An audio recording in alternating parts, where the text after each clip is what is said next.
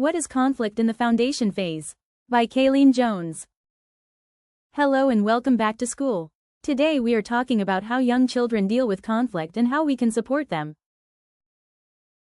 What is conflict? Any argument, miscommunication, or feelings of stress that happens during interactions with classmates, teachers, or classroom rules are referred to as conflict in the foundation phase. As children start handling social expectations and communication, it usually involves emotional reactions including irritation, anger, sadness, or confusion. Conflict is a natural and expected part of children's development since they are still learning language, social skills, and emotional control.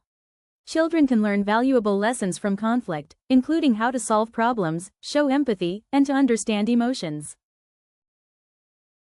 Types of conflict. There are different types of conflict in the foundation phase. Below are a few of them: resource conflict, friendship conflict, communication conflict, physical conflict, emotional conflict.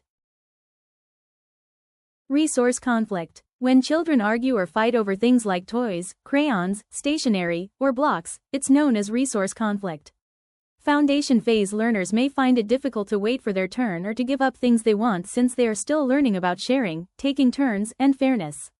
They may respond angrily when a peer steals something from them since their concept of ownership is still developing. These conflicts provide important chances to teach teamwork and negotiation since they often happen during informal games or group activities. Friendship conflict. Arguments between peers about play rules, partner preferences, inclusion, or loyalty are examples of friendship conflict. When friends decide to play with others or exclude them from activities, young children may get angry. Children at this age are making their first friendships and learning how to deal with feelings of disappointment, jealousy, and social belonging, which makes these confrontations extremely powerful. Teachers may use these opportunities to promote communication, empathy, and perspective-taking.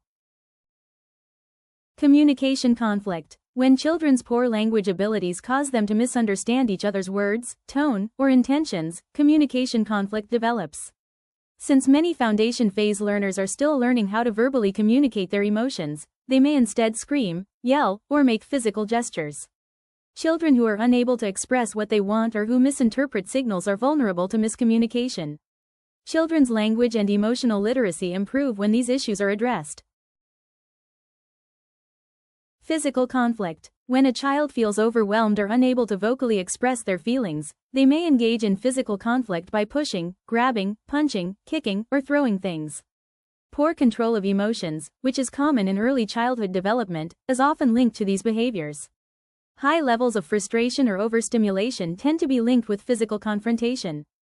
Physical conflict offers opportunity to teach self-regulation, limits, and proper methods for expressing anger, even if it might be worrying for adults. Emotional conflict. When a child fails to control strong feelings like anger, grief, worry, or fear, it can lead to emotional conflict.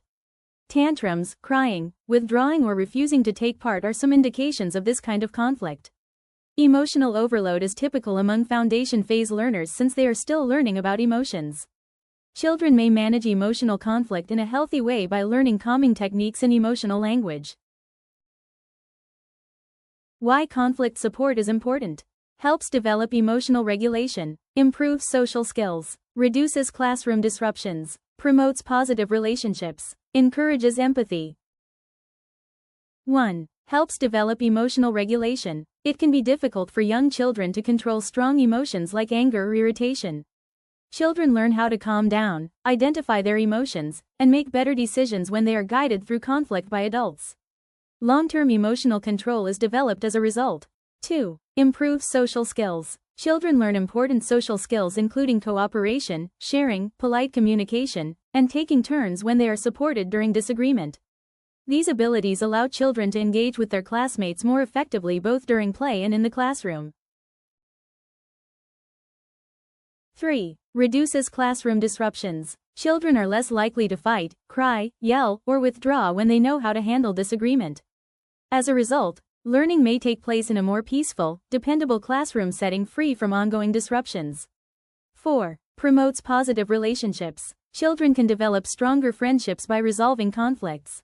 They improve their sense of belonging and lessen feelings of loneliness by learning how to repair relationships, apologize, forgive, and speak politely. 5. Encourages empathy. Children who learn how to resolve disagreements are better able to understand the feelings of others. They start to notice other people's feelings, consider different viewpoints, and react with compassion and empathy. Role of teachers. Teachers are important because they set an example of calm, polite behavior that children may follow. They lessen emotional conflict by teaching kids emotional expressions such as frustrated, worried, or disappointed. By helping learners in identifying the issue, expressing their emotions, and working together to discover solutions, teachers promote structured problem solving. Additionally, a regular school schedule lessens conflict triggers and makes children feel comfortable.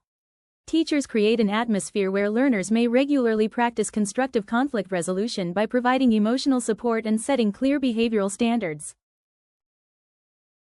Role of parents. By discussing emotions at home, promoting emotional language, and teaching children how to properly express their emotions, parents may help children handle conflict. They teach children how to compromise, negotiate, and provide an apology by showing peaceful conflict resolution in their own relationships. Positive behavior is encouraged by parents through routines that offer stability, regular limits, and praise. Consistency in behavior standards and conflict resolution techniques between the home and school is ensured by effective communication between parents and teachers. Children feel more comfortable and self-assured when their parents actively encourage emotional development. Positive behavior strategies for young learners. To promote behaviors like sharing and patiently waiting, use positive reinforcement. Teach emotional vocabulary with charts, cards, or stories so children can express feelings. Create a calm-down corner where children can regulate emotions safely. Model calm and respectful behavior, as children learn through observing adults. Thank you for listening.